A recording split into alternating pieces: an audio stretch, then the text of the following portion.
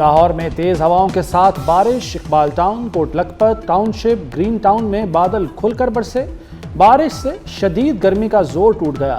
مری میں بجلی کا پول اور درخت گر گئے۔ اسلام آباد میں تیز بارش کے باعث درخت گاڑی پر گر گیا، درخت گرنے سے 2 گاڑیوں کو نقصان پہنچا۔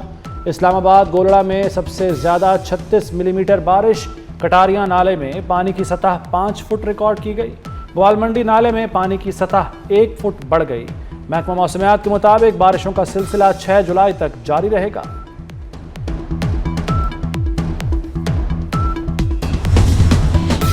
ملک کے مختلف علاقوں میں زلزلے کے جھٹکے، اسلام آباد، پشاور، شانگلہ، چارسدہ اور بنیر میں زمین لرز اٹھی۔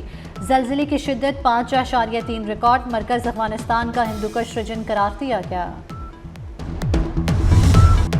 سانحہ کانا پر لاہور کی فضا سوگوار، ہر دل غم زدہ، ہر آنکھ اشک بار۔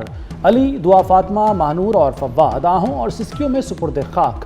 عروج، ایمان اور سلمان منو مٹی تلے جا سوئے۔ عبداللہ، خدیجہ، ارحم، ارتضیٰ، رمشا اور دیگر ننھی جانیں ہمیشہ کے لیے اپنے پیاروں سے بچھڑ گئیں۔ وزیر اعلیٰ مریم نواز کا متاثرہ خاندانوں کے لیے امدادی پیکج، جاں بحق بچوں کے لواحقین کو 20 لاکھ، زخمی بچوں کے لیے 5 لاکھ روپے امداد کا اعلان۔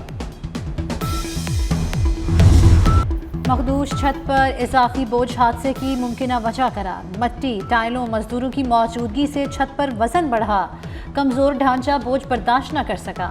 حادثے کے وقت کمرے میں 21 طالب علم موجود تھے۔ سروں پر اینٹیں اور ملبہ گرنے سے زیادہ اموات ہوئیں۔ ابتدائی رپورٹ حکومت کو پیش، مالک مکان سمیت 5 افراد کے خلاف مقدمہ درج کر لیا گیا۔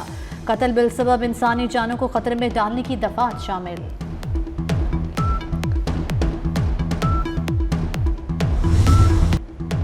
مالی حالات اچھے نہیں، شوہر ریڑھی لگاتا ہے، 2 سال سے بچوں کو ٹیوشن پڑھاتی ہوں، بارش کے دوران چھت ٹپکتی تھی، مرمت کا کام شروع کیا، نہیں پتا تھا چھت گر جائے گی۔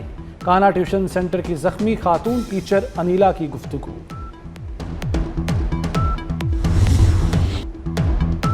اکیڈمیز اور ٹیوشن سینٹرز کا سروے کرنے کا فیصلہ، شہر کے ٹیوشن سینٹرز اور اکیڈمیز کی رجسٹریشن ہوگی۔ 1984 کے قانون میں ترامیم لاتے ہوئے قانون سازی کی جائے گی۔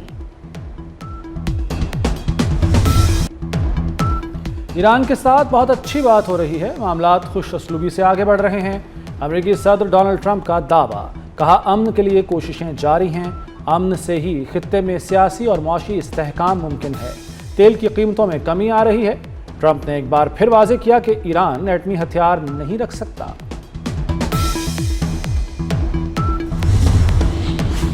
قطر میں امریکہ اور ایران کے درمیان بالواسطہ تکنیکی مذاکرات، تہران کو $3 ارب جاری کرنے کا ابتدائی معاہدہ طے پا گیا۔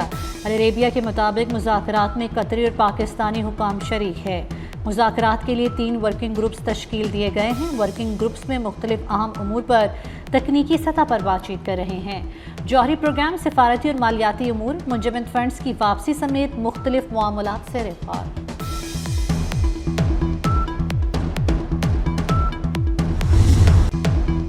امریکی نائب صدر جے ڈی وینس نے ایران سے تکنیکی سطح پر رابطوں کی تصدیق کر دی، کہا تکنیکی مذاکرات کسی نئے مرحلے کا آغاز نہیں، امریکہ اور ایران مختلف تکنیکی امور پر رابطے میں ہیں، بات چیت پہلے سے جاری سفارتی عمل کا تسلسل ہے۔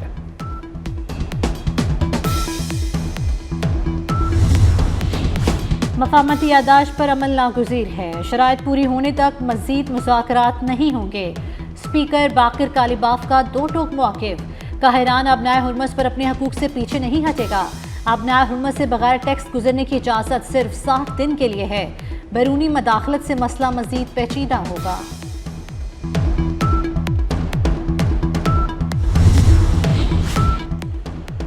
امریکہ نے ایران کے خلاف مکمل جنگ کی منصوبہ بندی شروع کر دی۔ امریکی اخبار وال اسٹریٹ جرنل نے دعویٰ کیا ہے کہ صدر ٹرمپ نے ایران کے خلاف مکمل جنگ کے امکان پر مشاورت کی ہے۔ اہم اجلاس میں وزیر دفاع امریکی عسکری قیادت شریک تھی۔ ٹرمپ کی کوشش ہے پہلے سفارتکاری کو موقع دیا جائے، جوہری معاہدے کی ڈیڈ لائن میں توسیع کا بھی امکان ہے۔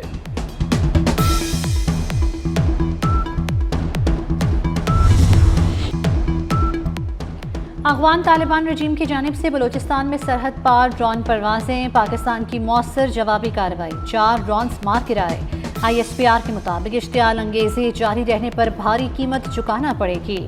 مسلح افواج پتنی عزیز کے ایک ایک انچ کے دفاع کی بھرپور صلاحیت رکھتی ہیں۔ پاکستان کا فضائی دفاعی نیٹ ورک متحرک کر دیا گیا۔ افغان طالبان کے ہتھ کنڈے افغان عوام کو گمراہ کرنے کے لیے ہیں۔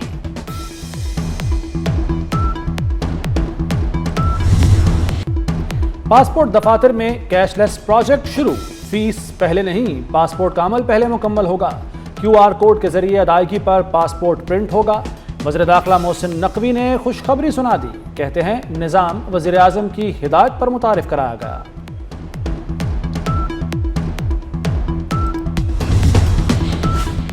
وزیر اعظم شہباز شریف کی زیر صدارت دانش سکولز اور دانش یونیورسٹی سے متعلق اہم اجلاس۔ وزیر اعظم نے کہا کہ دانش سکول اور دانش یونیورسٹی قوم کا قیمتی اثاثہ ہیں۔ مظفر آباد میں دانش یونیورسٹی کا ٹیک کیمپس بنایا جائے۔ وزیر اعظم کی چاروں صوبوں GB آزاد کشمیر میں دانش سکول جلد مکمل کرنے کی ہدایت۔ کہا تدریسی اور دیگر عملے کی بھرتی خالصتاً میرٹ پر کی جائے۔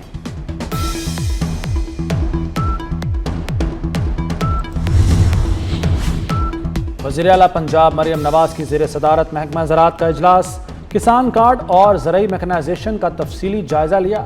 31 اگست تک 10 لاکھ کسان کارڈز کا ہدف مکمل کر لیا جائے گا۔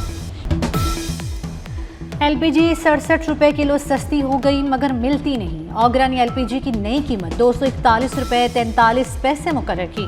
کہیں بھی سرکاری قیمت پر LPG دستیاب نہیں۔ لاہور میں LPG 450 سے 500 روپے کلو تک فروخت۔ مافیا بے قابو، انتظامیہ خاموش تماشائی بن گئی۔ پاکستان کا بھارت کو دو ٹوک جواب، بے بنیاد الزامات اور اشتعال انگیز بیانات مسترد کر دیے۔ ترجمان دفتر خارجہ کے مطابق بھارت افغان سرزمین سے دہشت گرد گروہوں کی سرپرستی کرتا ہے۔ بھارت کا طرز عمل اقوام متحدہ کے چارٹر کی خلاف ورزی ہے۔ بھارت مقبوضہ کشمیر میں حق خود ارادیت دبا رہا ہے۔ پاکستان اور بھارت کے درمیان قیدیوں کی فہرستوں کا تبادلہ۔ پاکستان نے 715 قیدیوں کی فہرست بھارت کے حوالے کر دی۔ پاکستانی قیدیوں میں 409 سویلین اور 306 ماہی گیر شامل۔ نئی دہلی میں پاکستانی مشن نے فہرست بھارتی حکام کے حوالے کی۔ جنگ بندی کے باوجود اسرائیلی حملے جاری، جنوبی لبنان پر اسرائیلی گولہ باری، متعدد جاں بحق۔ اسرائیلی فوج نے لبنان میں گھروں کو نذر آتش کر دیا۔ 2 مارچ سے اب تک اسرائیلی حملوں میں 4297 افراد جاں بحق، 12000 سے زائد زخمی ہو چکے۔ شدید ہیٹ ویو سے یورپ جھلسنے لگا، کئی ممالک میں ہنگامی الرٹ۔ اسپین میں 1028 اور فرانس میں 1000 اموات۔ ہنگری میں پارہ 42 ڈگری سے تجاوز کر گیا۔ اٹلی کے 22 شہروں میں ریڈ الرٹ جاری۔ البانیہ اور بوسنیا کے جنگلات میں آگ بھڑک اٹھی۔ شہریوں کو غیر ضروری باہر نکلنے سے گریز کی ہدایت۔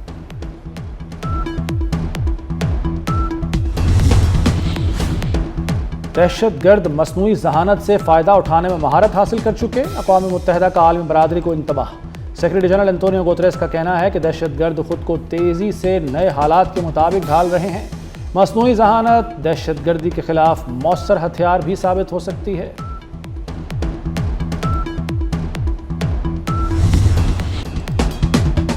فیفا فٹ بال ورلڈ کپ میں گولڈن بوٹ کی دلچسپ دوڑ۔ فرانس کے کپتان امبابے اور ارجنٹائن کے سپر سٹار میسی 6 گولز کے ساتھ ٹاپ سکوررز۔ میسی کے ورلڈ کپ گولز 19، امبابے کے 18 ہو گئے۔ اور گلگت بلتستان کے ضلع استور میں راما جھیل قدرتی حسن کا شاہکار، برف پوش پہاڑوں کے دامن میں واقع جھیل سیاحوں کو اپنی جانب کھینچ رہی ہے۔ 11000 فٹ بلند جھیل برف پوش چوٹیوں کے دامن میں واقع ہے۔